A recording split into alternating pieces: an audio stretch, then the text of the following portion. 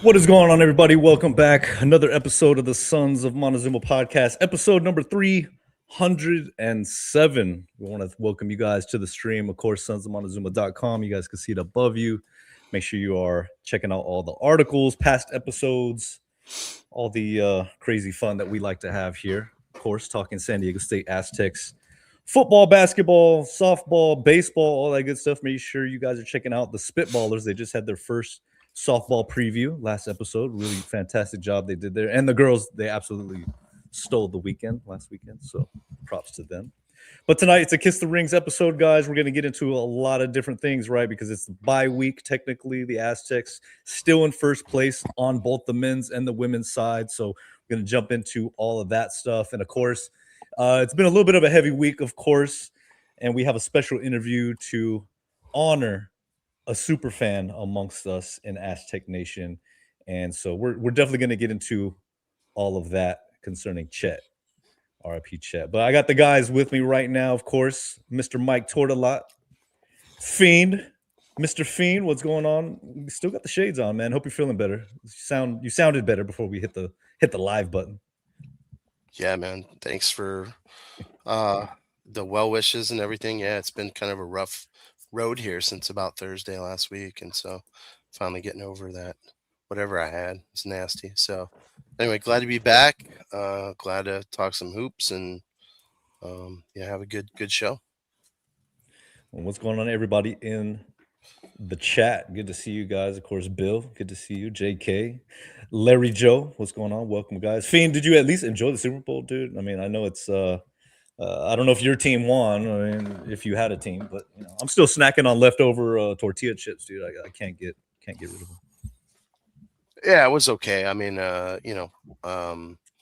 game was not the best game that I've seen in the Super Bowl, and I really didn't care about either team. Super Bowl halftime show was cool though. Yeah, it was interesting. It was interesting. I liked it. Mike, how are you doing out there, East Tahoe? You ready for this game this weekend coming up against Nevada or I am. UNR? Is What happened? Did I freeze? Oh yeah, there we go. Back. Um, I was freezing ponderance of answering your question about that game. Um, yeah, man, I'm always ready to play them the last time, probably for a while. So it should be a good one. It should be. It should be. Of course, the Aztecs, the men's side took down Air Force in the last game. We were down there at the Mesa Bar, of course, on El Cajon Boulevard. Props out to them for welcoming us, putting on game audio, just a really good time. And it was a beatdown. I mean, it was over from the time we actually got the game audio on, and we were like, oh, it's one of those games. It's not going to be a repeat of last season's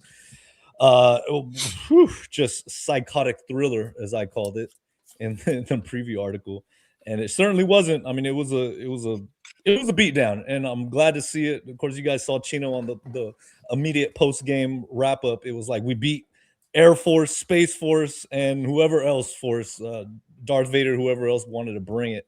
Aztecs shut it down. Very impressive victory. You could tell the guys just they didn't mess around. They handled business. They didn't want any chance of slip up. I mean, every guy was focused. I want to say at least 5 or 6 guys in double digit scoring. Defense was just Air Force couldn't do a thing, and poor guys. I mean, their coach has been suspended. They've played tough, but not even a single conference victory this season for Air Force. They're really, really struggling.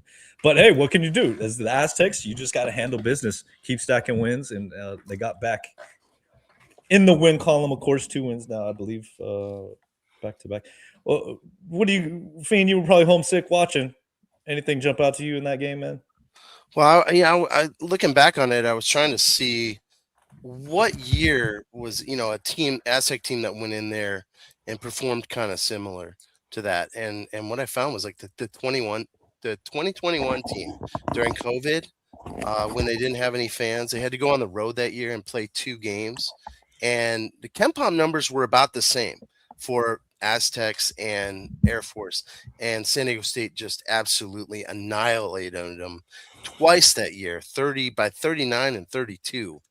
So very similar victories. And so this is a really bad Air Force team, as bad as that team was in 2021. So let's not forget that. I mean, but when you put up that type of margin on the road, 7,000 feet, it was just good, I think, overall for the team's confidence.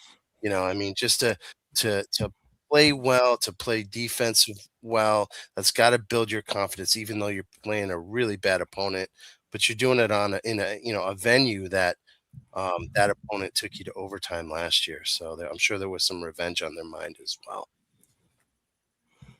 Mike, anything from you, man? I didn't see the game. I was at my local gymnastics meet, so I didn't get a chance Wow, to see it. what in the world is going on here, dude? Come on. But good dub. Hey, workman like dub. Yeah, got it. Had to have it. Nice 2 wins to go on the bye week, like we talked about last time. You missed Heidi nailing a 3-pointer again, dude. You missed it. I was Jock watching got a on the lot of ESPN. playing time. You missed it. Yeah. Well, hey, you know what, man? Good. That's good stuff for them. So, workman like dub. Get the bye week. Get 2 days off. I think the best thing I saw, Fiend, I'll talk to you because you actually watch the game. Watch games, yeah. I don't just get the Ziegler recap. Yeah. I mean, are we chose okay? violence? All right. BJ Davis, dude, it was great to see him, man. He looked really confident, really sharp. Just I know Mike likes to say, man, he looks like Kobe out there sometimes, but yeah, like a Mamba mentality out there, just really focused. Of course, he's kind of had his little dip in production the last few games, but it was really cool to see BJ Davis come out of the show a little bit, right? Absolutely, 100%. I mean, he's one of our best players.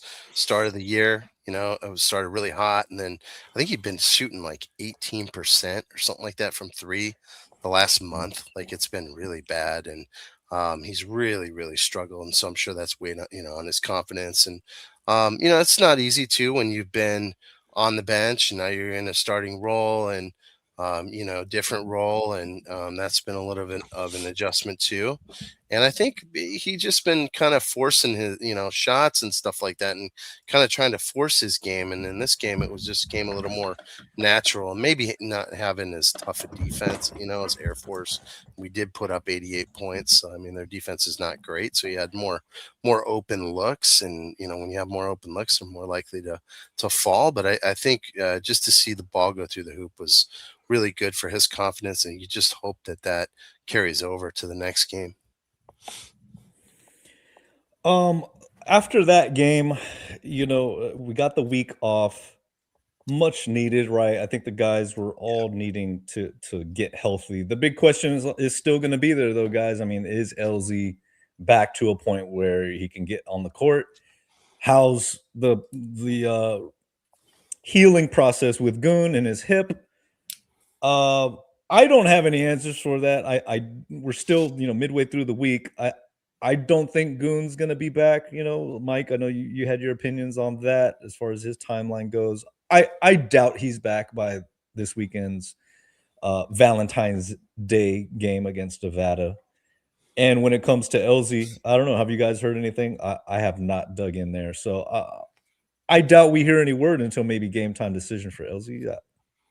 Your guess is as good as mine, guys. Yeah, I mean, I think there's more of a chance of LZ playing than Goon. I think Goon's.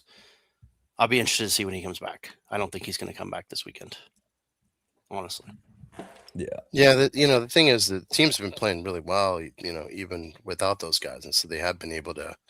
There's a lot of confidence that this team can still perform, without them on the floor. I mean, do they make us a better team? That honestly, the stats are kind of debatable, and I shared that with you yesterday. Not saying that we don't want them on the floor, but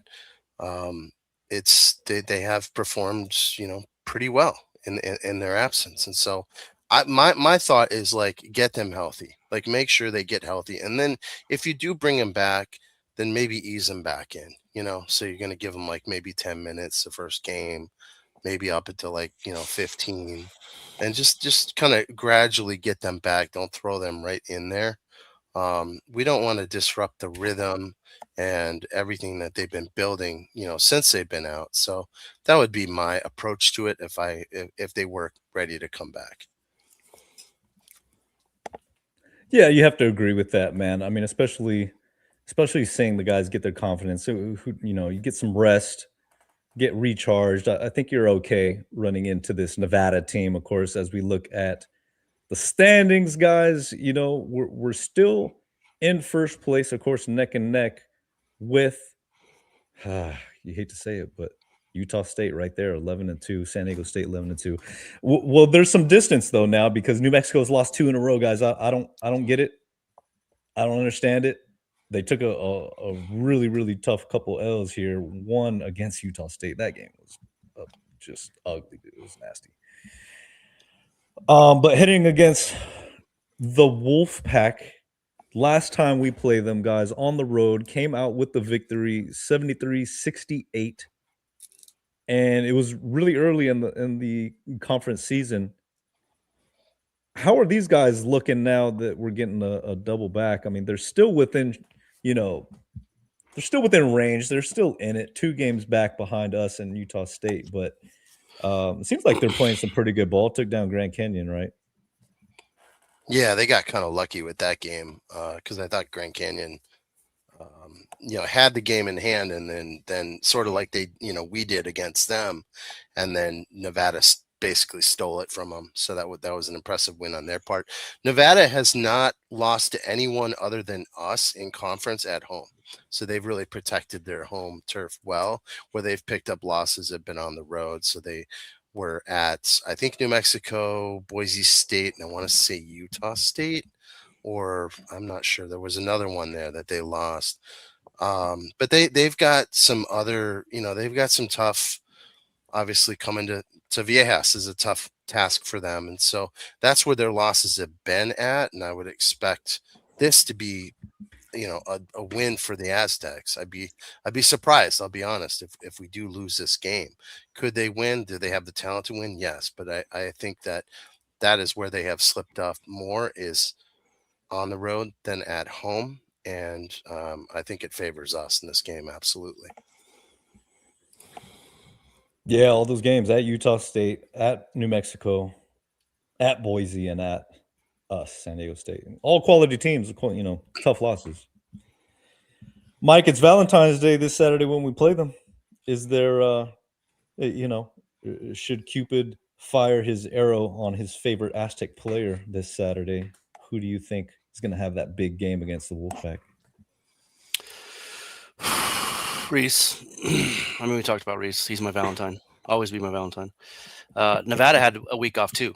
They didn't play. They played the 7th, so they've had a week off too. So we're both going to be coming in fresh. But, if I had to pick, and I've talked about this, if you forgive me for a moment, I'm going to show you who I think was going to be my Valentine. And I'm going to tell you why in 1 second. Hold on. Let me mute the camera real quick. I want to make this dramatic. Hold on. Oh boy, yeah, this is very, very dramatic. I don't know what to do with myself right now, Fiend. This is my guy, Pharaoh Compton, undefeated in double when he scored. What? That's what we need. I don't know if this is the right time era or what. I was watching something in Cleopatra, to be honest with you. Some debate if she got bit by a snake. But anyways, but Pharaoh Compton is the guy that I think, like I said, if he scores in double digits, we win. We're undefeated when he scores in double digits. So I've professed my for 2 years now. Pharaoh is just like one of those guys. I'm like, man, you know what, dude? Like, if he plays well, stays out of foul trouble, he changes the whole dynamic of that team. This is true. And he didn't have any fouls last game against Air Force, right? I believe so. Yeah, he just has bunches of fouls, or he has like not a lot of fouls. So he's got that face mask on now, which is kind of cool with a logo. That's pretty sweet. But we need him to me, he's the X factor. He is. I'm sorry, I'm laughing at the chat here. my JK is asking if you stole that from the Excalibur, and Las Vegas, Mike? Did you steal that? No, I had a friend from the podcast who has sunglasses on who sent it to me. And I said, yeah, I'll wear it 100%. Walk like an Egyptian. Diddle-doo. Yeah, it needs to be in the show. Absolutely. Maybe somebody should be in the show this Saturday. I wonder who's going to be in town. Okay, so yeah, Pharaoh can be a big difference maker. But guys, I was looking at the stats. I'm not a big stat guy, but I am fascinated by them sometimes. Out of the top 25 rebounders in the Mountain West this season, the Aztecs have one top rebounder in the Mountain West, top 25 rebounders, and that is Miles Heide. Other than that, there's nobody else there, guys. That's got to change if this team is going to pull down the stretch and walk away with the Mountain West Championship. I think so, at least from what Fiend's been telling me all these weeks. But maybe they can do it without it. But I believe somebody is going to have to step up. Of course, that doesn't account. You think Goon's going to be there, right, to kind of be that guy that's also going to anchor down those boards. But it's got to get to a point. I think this stretch, this last 6 games left in the season. Oh boy, man! I sure hope he sees you in the show wearing that Pharaoh's headdress, dude, and you guys can dominate the boards on Saturday. So Miles, of the top 25 rebounders individually in the conference, we only have one guy in that top 25. Yes. Oof. How many does he average a game? 6. I think that's probably around there. I didn't see the average, but we need to look.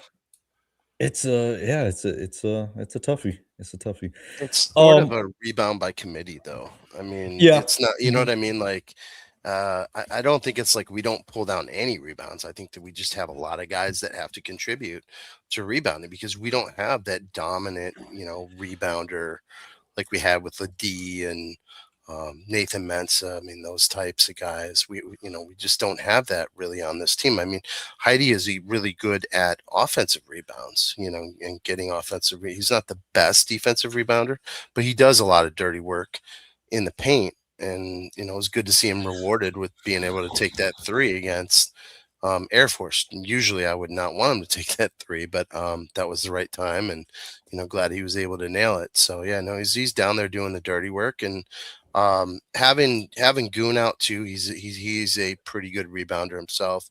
So I think getting him back is going to really help. But I think Pharaoh could definitely, that's one area he could really kind of bring it up a notch, Yeah, they're gonna need it.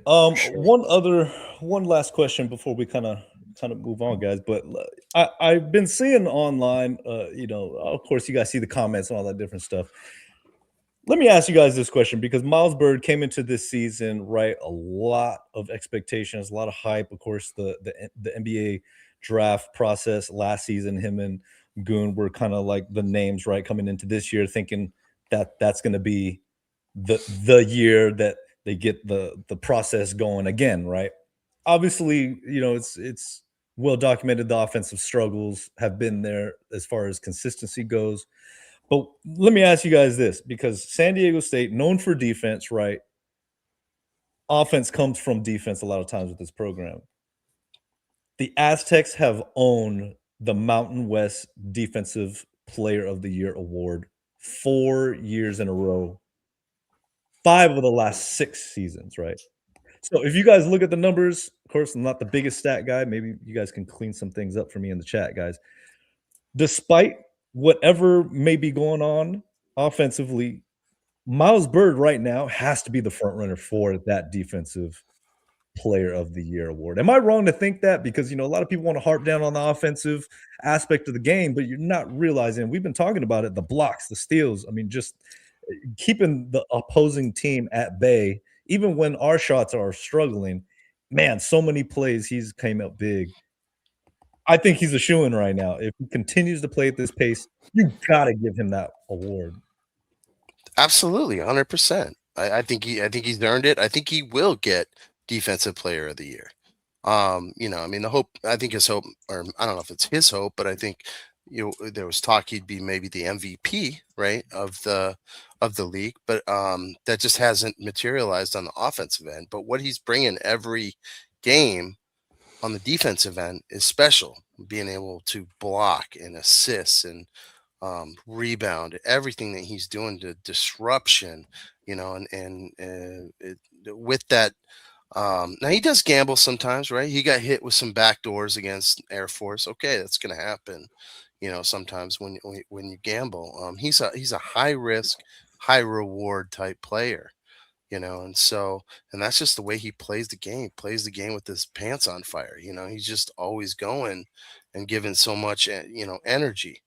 And so I would totally agree with you. I think he will be the defensive player of the year in the Mountain West. Any objections, Pharaoh? I don't know. I mean, I don't know how they what metrics they use for it. I mean, he's leading the team in assists, steals, and blocks. And so, like, to me, he's a game changer on defense. Is he our best defender? I don't think so. I still think BJ is our best defender. But defensively, he changes the game by his wingspan, his aggressiveness, and what he brings on the defensive side. I mean, like that he stole that ball from whoever it was when we beat the team. I can't remember who it was, but like he changes the game on defense more so than he does on offense, even though he's stuffing the stat sheet on offense. So obviously bias wise, I think so. I just don't know what their voting process is and who else would be up for that award. But I think he's got to be right there in the discussion for sure. Yeah, especially when I look at blocks. I mean, some of the other names that are up there in the blocks category. I mean, these guys are 6'9", 6'10" guys, right? Birds flying all over the place. I mean, it's what, 6'6", 6'7" or so, that huge wingspan and just making it happen. So, hey, I see the comments out there. Just wanted to add that in there that, defense first is always going to be the Aztecs' identity in this program. Of course, we want the offense to do great things, but it all starts with defense. And I think he's well deserving right now at this point of the season. So a lot of games left to be played, guys. On that note, we're going to transition because we have a very, very, very, very special guest with us this evening, a special guest interview, somebody that I've wanted to have on the show, believe it or not, for a long time. And she's been a very, very great supporter to not only myself and Sons of Montezuma, but many of y'all out there who know who we have coming on the show. But before we do that, of course, we want to show some love because Aztec Nation, we lost ourselves a legend this past week. And you guys will know exactly who I'm talking about after you guys see this. 1, 2, 3! 1, 2, 3! 1, 2, 3! 1, 2, 3! And welcome to the show! Tonight, we have 3 Aztecs for life to lead the Ivy League.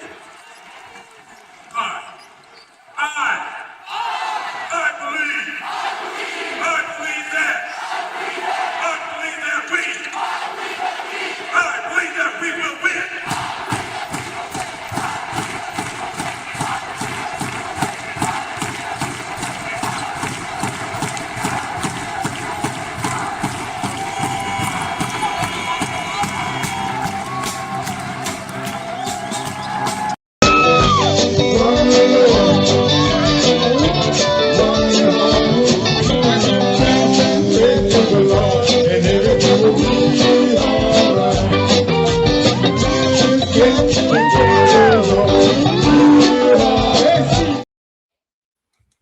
I love it. I love it so much. Just seeing those videos makes me smile, puts a huge smile on my face. We want to bring in to the show. You guys know, I've always known her as Fembone, but it's Sarah Eisen Fembone. Welcome. I love what you got on your head right now. Welcome to the show, Sarah. Hi, thanks. This, of course, was made for and given to me by Chet, of course. God knows how many years ago. It may have been 20. I don't even know. But I don't even, he put something on it like AWB and then SE. He always had some funny, I don't know, great sense of humor, huge loss. I do wish you and I could have gotten him on a live interview, but he just wasn't a tech guy and he just didn't want that. Wouldn't do it. Well, of course, Aztec Nation knows we're talking about Mr. Chet Carney. Everybody knows him as Aztec Chet. He was a super fan of the highest order, Sarah, and that was your beloved dear friend. And we just want to thank you for joining us to give us a couple minutes and just share with us. Like you said, I mean, for those of you who may not understand, like I've talked with you, Sarah, about I want to talk to Chet. I want to bring him on the show. Let's get him on. You know, I'd love to have a conversation with him. And in his fashion, right, gave him a call a couple times, right? And he was so elusive to me. It was very charming. It was like very charming in his own way. But just what an icon, what a legend to Aztec Nation. We're definitely feeling the loss as fans. You know, absolutely. Everybody knew him. Everybody loved him, and he will be missed. Whew. Well, I want to ask you. I think I want to ask you. I know it's a tough time to talk, but I have to ask you. Let's take it back to Chet. What is the origin behind his involvement? How you guys became friends and his involvement with Aztec sports? Well, he was a cheer for the 78-79 season. And, you know, still stuck around after that. I joined pep band in 87, my sophomore year in sports arena, and he was there and he was just always there. And then I did alumni band starting in 1990. Right after I met my now husband, and Chet was there, and we've got, you know, floating around there is an alumni band picture from 1990. Chet was there. He's just always been there, and even when, you know, I stayed in pep band and Jeff stayed in pep band until 2011, Chet was there the whole time. And even you know, in those 90s when it wasn't as connected as it now, thanks to social media, it was just, you know, my husband and I, we went to the games, we were in the pep band, we had our kid, did all that, and Chet was there. And the thing about him is you'd be out and about in town and Chet was there, and everybody has this ran into Chet today. And one day back in late 90s, like 97, I'm rollerblading with my baby son in a jogger stroller, and Chet is roller skating opposite me on the path, and I high-fived the guy and just was like, son of a bitch. And I just remember that. Like, God, that was a mistake. Jesus. It was just, we're just passing and boom, and oh my God, that hurt. So I was like, he has always been there. And then around 2012, I started, you know, I was like, I got on my bike, I started exercising, I was doing stuff, and then we would meet every Friday at Silver Strand. I'd ride my bike and he'd skate, and we'd go down and back. And then we started doing hiking Torrey Pines on Thursdays, and then doing our meetup on Fridays. And then in 2013, we were walking. I didn't know how many half marathons he had done at that point since the early 2000s. He traveled, he'd go to Hawaii, he'd go to Alaska, Montana, wherever he felt like going, just doing a half marathon. So as we were training together in 2013, he's like, okay, you can do this. And he convinced me to sign up for the holiday half marathon that ran down the bike path in Penasquitos. And he said, we can do it in under 3 hours. And that's a pace of 13:30 a mile. race walking. And I'm like, no way, man. Because can't do it. And we did it. And we did it together. And it just, he just was so selfless and made me believe in myself. And I went on eventually to do one full marathon, and I thought I was going to die. And who was at the finish line and got me across the finish line? And there he was. Just sounds like the ultimate cheerleader, right? I mean, to step in that role, that's how I always recognize Chet at the football games, at the basketball games. It just seemed like at that right moment, at the right time in a game, didn't matter which game it was, you hear that 1, 2, 3 chant, Aztecs, and you look and you know where to find them, you know where that booming voice is coming from. And like I said, it was always at the right time in that game when the team or the fans needed it the most. Oh, yeah. What was behind that? Do you remember the first time, or did he ever share with you how that started? Or, you know, I think his friend Don Jones would be the one to ask that, but it's just been something that I've always known it. So it had to predate the mid 80s with Chet, you know, like fingers up. He just made it up because it was the thing to do at the right moment. And like you said, he always knew when the right moment was. So moving forward from here, it can't be a scripted thing. And either myself or somebody in this Aztec Nation is going to keep that alive. And we're not going to script it. We're not going to say, you know, here's this, do the 1, 2, 3 now. No, you know, it's going to stay alive. I'll tell you that much. We will keep it alive. We've got some good stuff planned for this Saturday.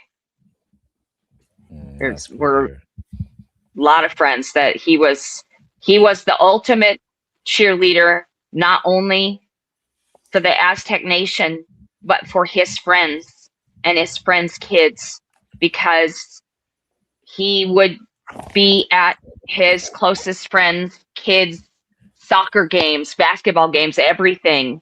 So he cheered his friends on personally and his friends' kids on personally. So it extended beyond the Aztec Nation. It's a part of who he was. It's his way of life. That's really awesome. Yeah, I didn't know that about Chet. That's awesome. If you think about the way he passed in his house, I just want anybody to think, if you think that's sad, it isn't. It was Chet, and he did things his way, and he even died his way. That was Chet. There'll never be anybody like him, ever. Well, I know so many people have shared their condolences, their respects, their honors, whether it's online or what have you. I want to read a couple that we've got on Facebook just in our post here. And, you know, this is public on Facebook as well. So Brian Gannon says, Chet was an amazing friend, Aztec for life, and force at the games. He is already missed. James Slater says 1, 2, 3 exclamation mark. And Karen Miller says, my son and I have been blessed to share friendship with Chet since '89. My son was a nationally recruited student athlete. He chose to go to SDSU. They had his major and he felt compelled to help rebuild the program. It was just my son and me. Chet has honored that sacrifice ever since. He is a beloved family member. There's a hole in our hearts without Chet. Chet was somebody that everybody knew. I remember watching the news one day, as you know, years back, and they were talking to a gentleman who, for some reason, started putting big porcelain tubs in their backyard and growing plants. And I look up at the screen like, who are they talking about? It was Chet. They were interviewing him because he was like growing gardens in the back of his house. My parents would tell me, oh yeah, that's Chet. He works for the city. We work, you know, I have family members that worked in the city. So like, just talk about an impactful person who left his mark and just always put a smile on your face, that joyfulness for life. Like, it's just something that It goes beyond sports, right? Yeah. I don't think people know how funny he was. He didn't have a television, so his brain was his entertainment. And I swear to God, you had to be on your toes. If you had any slip up that he could turn into a pun, boom. And he would just throw it out there, and it was every day with him was a delight.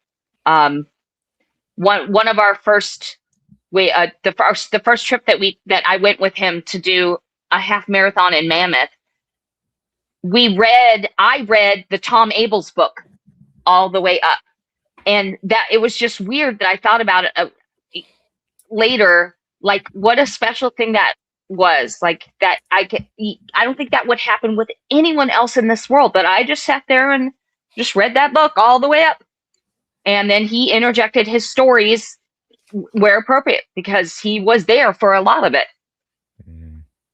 It was special. So cool.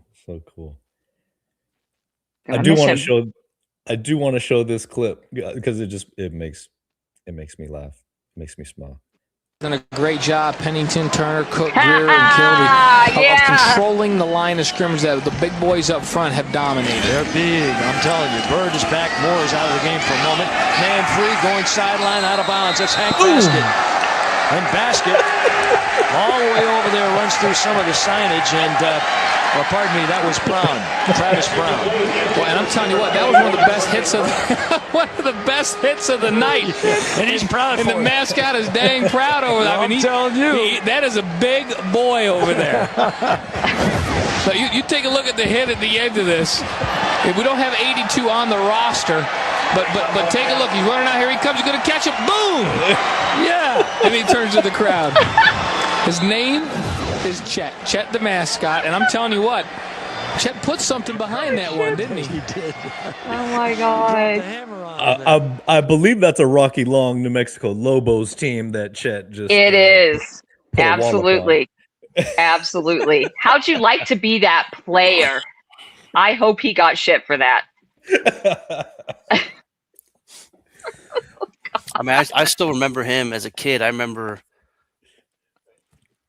going to games when I was a kid, 7, 8, 9, 10 years old, and him doing the cartwheels after they scored. Yeah. I mean, that was like something where you look back and you're like, as you get older, segments of your life, and you remember Chet for what he is. I remember just the way his smile lit up the room, right? And then the way he would just clap. I can't even do it justice. The way he would clap and just kind of look like, that's right. And dude, we're gonna miss that guy. Like, he'll always have a seat at our table. It's always gonna be there, you know. And to lose someone like that is a family member of the Aztec family is obviously one as close as you were, Sarah. But like, and obviously our condolences. But like, that's gonna be tough going down to Viejas Saturday, sitting in my seats, and not hearing that 1, 2, 3. That's gonna be tough, man. You're gonna hear it. It's not gonna be Chet, but you're gonna hear it, and he will be there with many of us in different forms. He's special. He's a special human being. What I love is that it has gotten beyond just Aztec Nation and you growing up and remembering him. And then you find out outside of that how multidimensional he was, and all of his I'm just going to go to a concert and crochet. He didn't want to pay for a concert. He could listen to it out there and do his own thing. Or his running around getting bathtubs. He still paid his bills in hand. A month ago, still paying his bills in person because he was out and about, and he would meet that guy that he knew from the city, from Croft, whatever. So I love that people are learning all of the sides that I knew and his close friends knew that people didn't know about, that you just think maybe he's just a cheerleader for the Aztec Nation, and it turns out that there was just so much more, and he brought joy to so many people. And that's probably what the hardest thing to lose is, to have that kind of force in your life, and trying to grasp that he's not there anymore. So that is where my husband and I are both just having trouble processing, like, never again is he just going to show up and just, hey, he brought me this, just randomly, he bought me this beautiful glass wine a bit, you'll feel better, that hangs in my kitchen window. That is, I look around my house and, oh, he just dropped this off one day. He's got to be one of the most thoughtful people I've ever known. And it was not just for one people, it was for many people. He would just see something and boom, just show up. And that's not going to happen ever again. It's tough to grasp. Beautiful, beautiful words. I mean, it really describes somebody who wanted to connect, right? One of one, JK says. I mean, that's a special person who he wanted to connect with people. You know, we're a lot of times the fandom, and, you know, because that's how we all really know him and saw him, right? We weren't privileged to know him as much as you do, but that willingness to connect, to be yourself, to put yourself out there, to lead a chant, to connect with other people. I mean, essentially that's what we're all doing here in this community, right? I mean, this podcast, essentially what we're trying to do is connect with people and bring people together. And he was able to do that, like just being himself, just doing what he loved to do.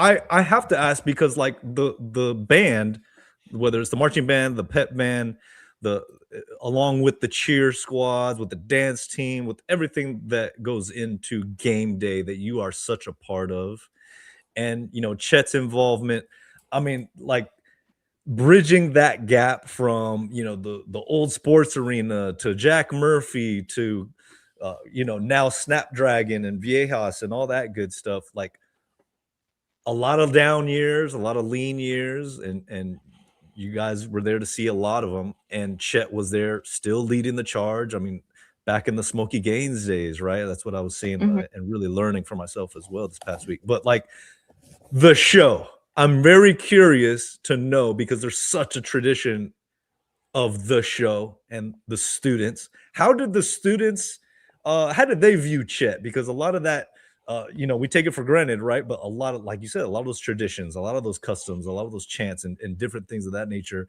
I mean, Chet was at the forefront of all of that. So how did that go? Like, how did they view Chet?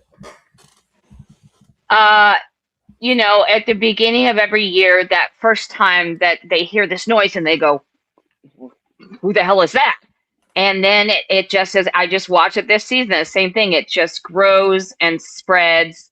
And what I love about having been involved for so long and being actively involved in the pep band like I am, I'm also a good bridge, and I'm able to tell them, hey, that's Chet. He was a cheerleader in 78, 79. So I'm just de facto bridge between the show, the band, and then everybody up and around that. And because for women's games, the show is the pep band. We are the show at the women's games.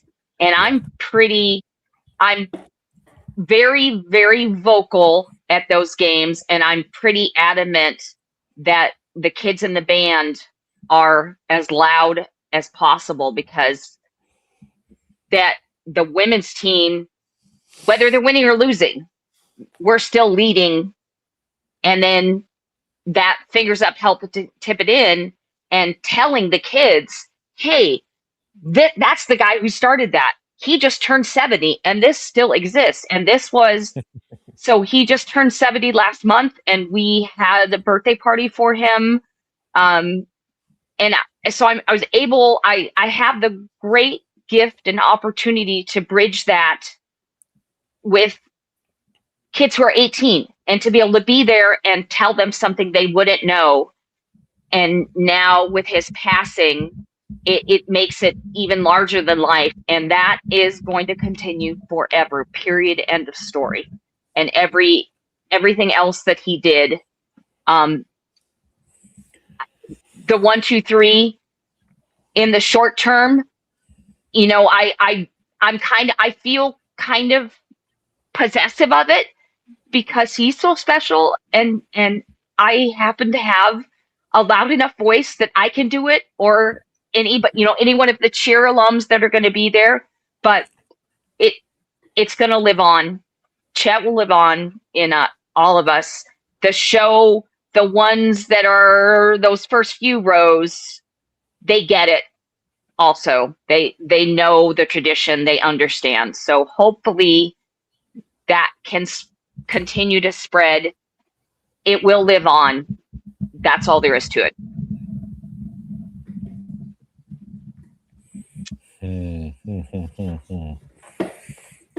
Oh, anything, guys? Anything? You guys good? If you had to describe Chet's spirit in just 3 words, what would they be, Sarah?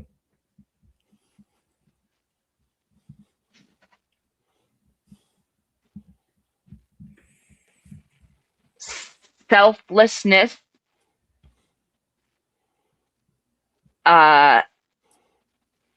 love, and friend. He is one of the most selfless people I've ever known.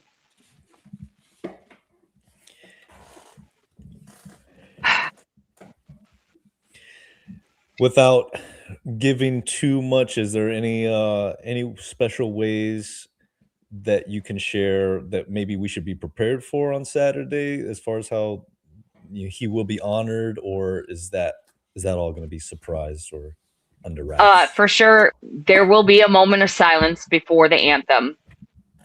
They'll have text in the script, and then just trust me that he will be honored. It's lots of pieces moving this week. A lot of work. Well deserved too, for all that he's done for Aztec Nation. And, absolutely. The example that he has set, and just his enthusiasm, and you've really been able to see a fan base start from the bottom where he was at, right? And build around him to where it's at now, and the traditions that have come from him. Those definitely need to live on. Chet will live on, and all the people that he touched, the good deeds he did, the selflessness that he displayed. And that I hope we can find some way to have like a permanent like memorial or something, to show his contribution to Aztecs athletics. That would be really nice. We're working on it. We're working on it. It will happen. Definitely. Sarah, I thank you so much for joining us. Thank you. I wish you're making your appearance here on the show was under different circumstances, but I've always wanted to have you on, and I think the world of you and your husband and just all the work you guys do. And I know you're very busy. Right now, so I'm gonna let you handle your business. Right. And we look forward to honoring Chet this Saturday with you. I appreciate you guys a lot. All 3 of you. Fiend, I give you shit. I love you. We all do. Sarah, we're truly sorry for your loss. I mean, it's difficult to lose a friend, especially when that's that close to you. And if I see you Saturday, I want to say hi and give you a hug. Thank you. Because we all kind of grew up with him, and to lose someone like that, as you get older, you lose people. But like that's a tough one, because you just know he's not going to be at the games anymore, and it's just not going to be the same. Well, he'll be there. You'll see it. I'm excited to see it. I'm blessed that I get to come down and see it. I mean, I haven't gone to any home games. This is the one I picked about a month ago, and I wish it was under better circumstances, but there's a reason I'm going to this game is and, you know, and to live and or remember him. And I wish it was under different circumstances, but you know, Yep. I'm glad I'm going to be there to remember him, our friend. Please do come say hi. Yes. Yeah. All right. Peace out, guys. All right. Hang in there. Thank Take you. care, Sarah. We'll see you on Saturday. All right. Thank you. All right. Take care. All right. God, it's gonna be tough, man. I mean, this is like, I love the stories that she told. Like I knew that she was close to Chet, but I didn't know she was that close. And so she's someone who really, really knew him. I mean, obviously, you know, us, we don't have that connection. You know, we haven't spent the time, you know, with him, and just, you know, we know him from all of his contributions from, you know, to SDSU athletics, and especially the 1, 2, 3 chant. I didn't know about the fingers up chant. I had no idea about that. So it's just really cool to see how much he has touched, you know, all of Aztec Nation, and you know, it's going to be nice to have a nice tribute to him on Saturday. Oh, thank you guys, Mike, Fiend. You guys, you know, I know this is a very different episode than what we're used to, but like I said, I mean, he's a legend in Aztec Nation. I mean, it's so hard to describe, you know, somebody that I personally didn't know that personally, right? But like you said, Mike, I mean, knowing that you can count on seeing that person there and feeling that spirit, right? That just togetherness, bringing everybody along, wanting to connect with people. It's a wonderful thing. It's a wonderful part of sports that we get to enjoy and just keep building with each other. So it's gonna be beautiful. the true test of him is everybody's got a Chet story. Everybody. Every single person has a Chet story. You met him, you know, you talked to them, they have a Chet story. Everybody. You know, so it's like it's you know, it's a tough, man. You know, you lose people as you get older, and you don't want to lose them. You think they become immortal, but that's why I preach about, man. Appreciate every day, you know, because you know, tomorrow might not ever come, and you just thank God that you get to wake up another day. And you know, unfortunately, you know, this is under a different circumstance, but you know, we get to remember him, and he'll always be there. You know what I mean? So, we'll celebrate his life together when we see you guys on Saturday. And I really loved the part that Sarah really brought home on the women's side, guys. The women's team does play tomorrow night. Colorado State. It's the pink game, February 11th, 6:00 p.m. tip-off. If you are able to make it, please do so. This team, the women's team, are doing really, really, really big things. And we know Chet was a supporter, big-time supporter as well. Man, I love what you said, Mike. You know, everybody has that Chet story, and you know, as we kind of close this thing out, it's tough because when you come across these moments where you have to say goodbye and mortality, really, you have to deal with it in your own mind and your own heart, and you know, it makes you wonder and challenge yourself. What are those stories people are going to think about you when it's your time to go? What kind of impact are you having on those around you? And so if I can just challenge any of you who are watching this and myself as I kind of look at myself in this computer screen is, you know, especially in these days and these times, is to keep that in mind. You know, how are you treating people? What story are people going to remember about you? Are they going to have a wonderful Chet story? Are they going to have that sense of community and connection and just joy? Nothing against joy, right? Nothing against showing joy and love and friendship and all that good stuff, right? No law against those type of things, right? Nah, it's not illegal. Guys, we want to thank you for joining. Thank you for sticking around. And we look forward to seeing you hopefully down this Saturday at Viejas Arena, Aztecs against Nevada on Valentine's Day. So show your love, however you do. Thank you guys. Have a great night. Guys, we'll stick around. And we'll wrap this episode up. Thank you guys for joining. 1, 2, 3! 1, 2, 3! 1, 2, 3! 1, 2, 3! 1, 2, 3!